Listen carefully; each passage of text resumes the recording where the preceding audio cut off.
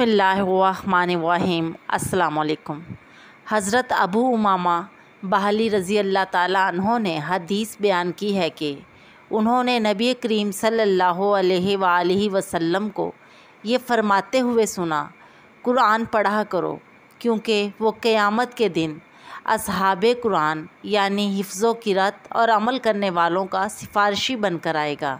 दो रोशन चमकती हुई सूरतें सूरतुल बकरा और सूरतुल आल इमरान पढ़ा करो क्योंकि वो क़यामत के दिन इस तरह आएंगी जैसे वो दो बादल या दो साइबान हों, या जैसे वो एक सीध में उड़ते हुए परिंदों की दो डारें हों, और वो अपनी सोहबत में पढ़ने वालों और अमल करने वालों की तरफ से दिफा करेंगी। सूरत बकरा पढ़ा करो क्योंकि इसे हासिल करना बाइसे बरकत और इसे छोड़ देना बाइसे हसरत है, और बातिल परस्त इसकी ताकत नहीं रखते।